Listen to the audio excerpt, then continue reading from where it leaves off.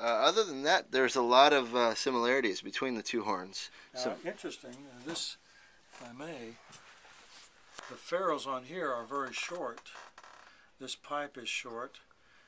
It could be that this is a replacement. This is not as smooth a paisley shape as I would have expected on a horn. But it's possible both of these were replacements. And why, I would not know. That would be quite a coincidence. Right. That they would both be replacements on these two horns. But sure. Definitely these ferrules are very short. They have the proper ornamentation for the period.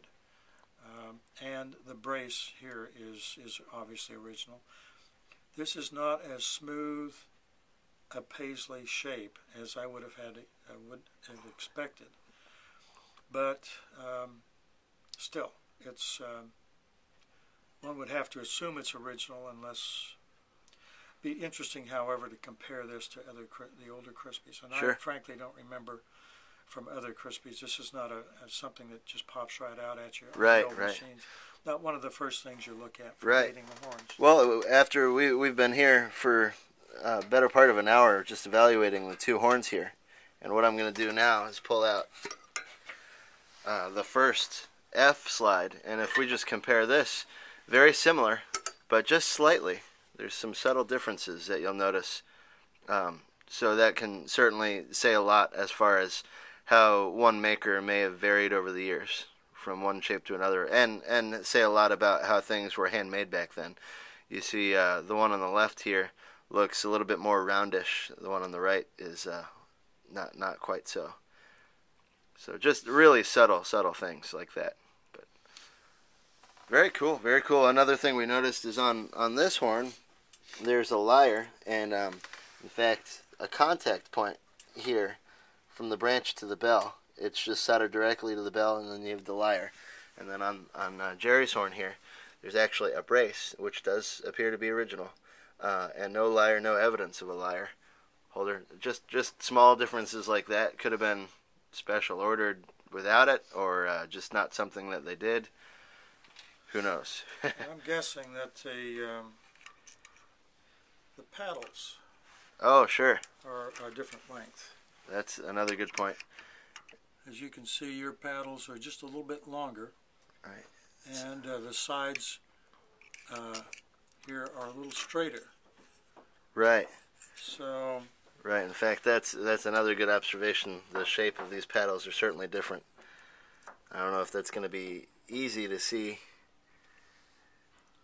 but it's very obvious here in person anyway. Very interesting. So, what can you say just about Kruspe in general? You know, you had an opportunity to play on this horn a little bit ago. Well, I will cut here in a second. Maybe we'll have you play just a couple notes. But what did you notice, in your opinion, how this horn that we've just discovered played? Actually, the lead pipe on that horn, I have a feeling it's hooked into the location and the size of the venturi. Okay. We measured the venturi with a small hole gauge, and it was considerably deeper in the horn than one would expect. The receiver has been enlarged, and so the lead pipe, or the mouthpiece, slips way past, about a quarter of an inch past the venturi. It's made the horn lose focus, very mushy sound. And if we've played it with other mouth pipes or other mouthpieces, and it's brought the horn back into focus. And so what you're saying is with the venturi being so far down in the receiver and large, having the mouthpiece pulled back a little bit really helped the focus of how the horn played. It pulled some of the woolliness out of the tone. Okay. And also we played it with a mouthpiece that was exactly at the venturi, and one was back about a quarter of an inch from the venturi. Now, obviously, there's going to be a little difference there in the mouthpieces, but the mouthpiece cup and bore itself, in my opinion, is not going to make as much difference in this particular horn as where that end of the mouthpiece shank is relative to the venturi. Sure, sure. Because we pulled it back, and we had a nice, crisp high C popped right out, and you go past the venturi, and that high C is no longer nice and it's not in the right place, and also the slot's too large. Sure, sure. So this is going to be very mouthpiece specific. It is going to be mouthpiece specific, and there may be some work that could be done on the venturi itself, but the venturi is too large. So I'm not sure how you. The horn might be a candidate for a new pipe or a custom shank, because once the shank of the mouthpiece is adjusted to the receiver, the horn plays really well. I mean, I really like the horn, and these old Kruspes, the good ones, especially the ones that are well worn, they're well worn because they were played well. I remember Bob Atkinson in California had an old Kruspe that was in absolutely perfect condition, and I played it, but the horn itself was just a terrible horn. There were some bad notes on it, some notes that rolled, and I asked him about it, and he said, well, that's why the horn is in such good condition. He says it's not a player. Looks great, and a collector may want it, but it was not a player.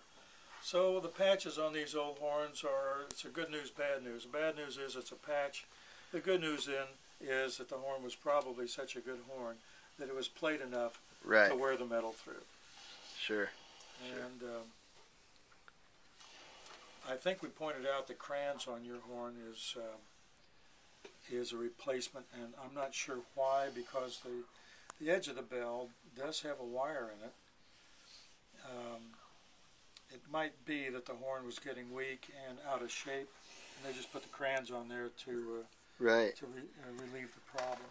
Certainly, definitely something to point out that this horn, so far as I understood, was actually purchased as a used horn in the 70s before we got it, and whomever it was that actually added the crayons on it like that must have really known what they were doing. It was well done.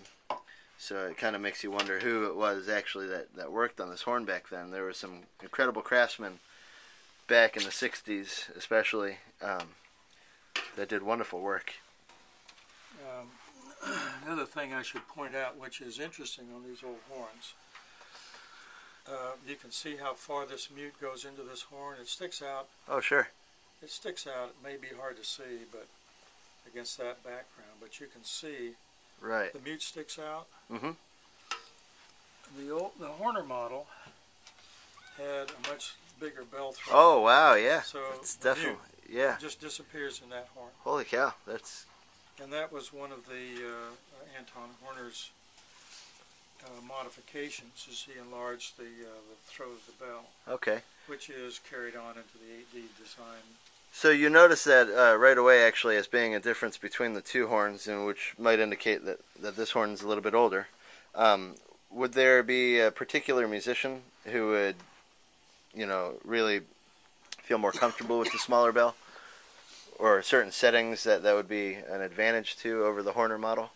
Well, I think if one was going to generalize, one might say this might be a soloist horn, this might be an orchestral horn. Okay. But in actual fact, I wouldn't hesitate to play either one in the orchestral setting. Okay. They're both marvelous horns, and they both have that nice, creamy, rich, old, crispy sound that we all look for.